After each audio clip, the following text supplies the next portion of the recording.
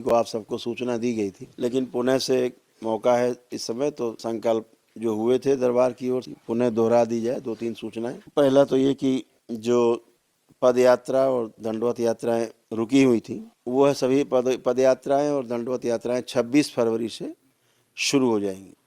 सभी लोग कर सकेंगे, जो ज़रूरतमंद लोग हैं जिनको आवश्यकता है कर सकेंगे। दरबार ने सुविधा प्रदान की है कि जो असहाय लोग हैं नहीं कर सकते, उनके पास कुछ नहीं, इस प्रकार करके अपना दरबार से आस्था विश्वास श्रद्धा के दम पर जो एक दिवसीय पुण्य है वो प्राप्त कर सकते हैं। लेकिन इसमें केवल 3 लोग ही रख पाएंगे। जो पद यात्रा या दंडवत यात्रा से एक दिवसीय पुण्य मिलेगा, उसमें सिर्फ आप 3 लोग ही रह पाएंगे, क्योंकि ऊर्जा 3 लोगों के लिए रहती, असाध्य लोगों के लिए होती है, तो 3 लोग ही रख सकते हैं। 3 लोगों के लिए जो महावन होता है उनमें भी 3 लोगों को ही मिलता है पुण्य।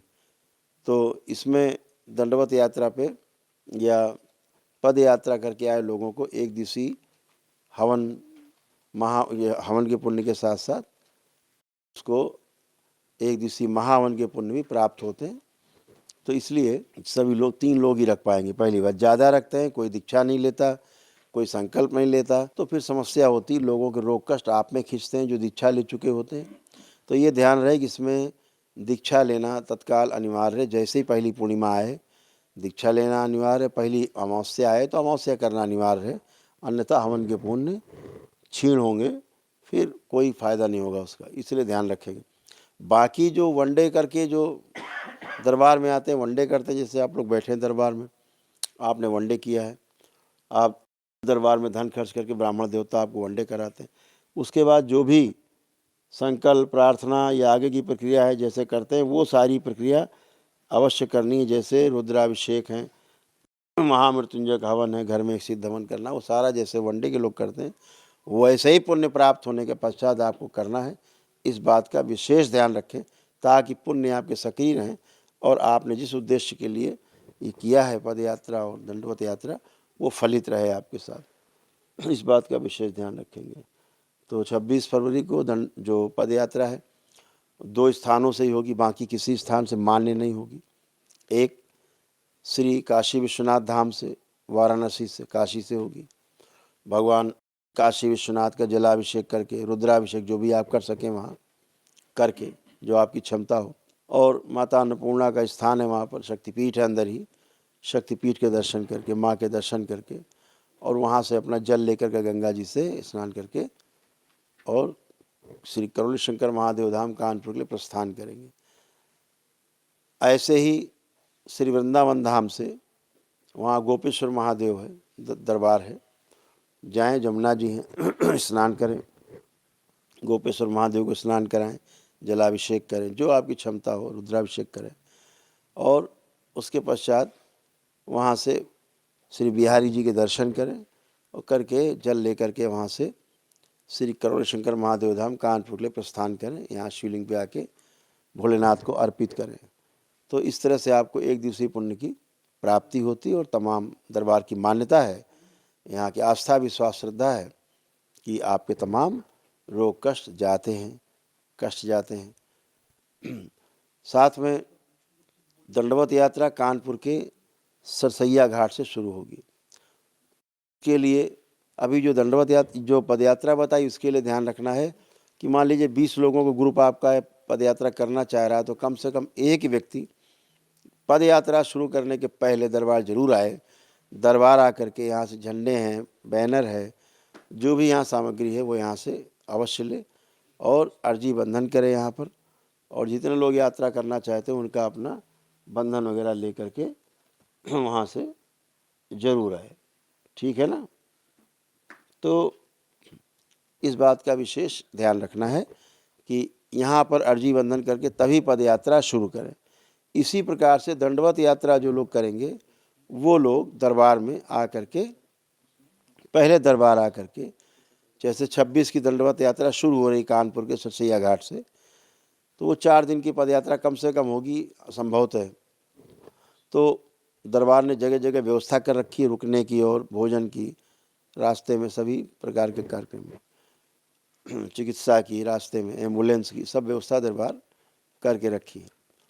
तो इस बात का ध्यान रखना है कि पहले 25 तारीख को दरबार आना है।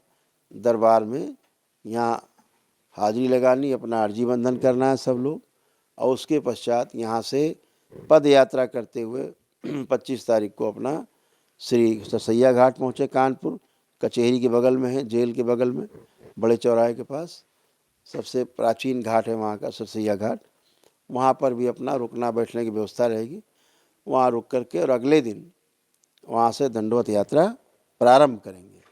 इस बात को विशेष ध्यान। यहाँ से 25 को पद यात्रा शुरू करेंगे, जो यहाँ से शुरू होगी 11 बजे से 12 बजे के बीच में शुरू हो जाएगी सरसैया घाट के लिए, ताकि वहाँ समय से आप पहुँच सकें। और अगले दिन वहाँ से दंडवत यात्रा आप करते हुए दरबार वापस पहुँचेंगे। 4 दिन की यात्रा होती है।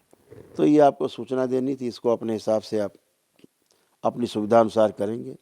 दूसरा एक सूचना दी गई थी 11 मार्च की जो तपस यात्रा थी, जो पद यात्रा हमारे द्वारा दरबार द्वारा होनी थी कानपुर से करौली धाम से और श्री काशी विश्वनाथ धाम के लिए, वो सूचना आपको दे दी गई कि वो लोकसभा चुनाव को दृष्टिगत रखते हुए और उसको स्थगित किया गया है, ताकि कोई ऐसी कोई घटना ना हो जो किसी प्रकार के लॉ एंड ऑर्डर में समस्या बने।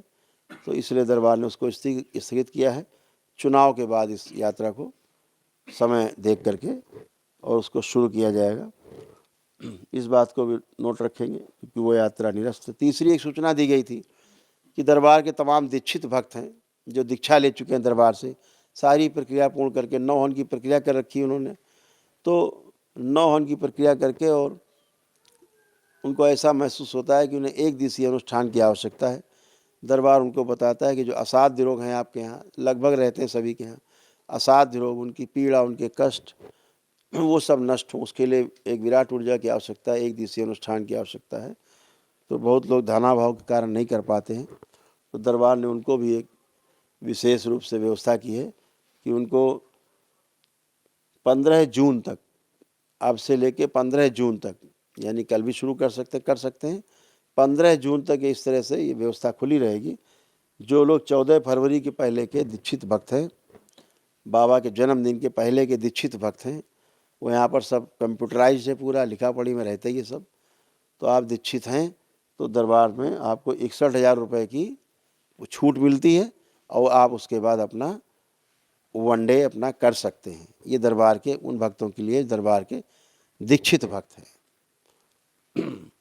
ये दीक्षित भक्तों के लिए खुला है, बाकी किसी के लिए नहीं है। सब लिस्टेड है दरबार में कौन दीक्षित है, तो उनके लिए है, तो वो कर सकते हैं। तो ये सब आपके लिए सूचना है।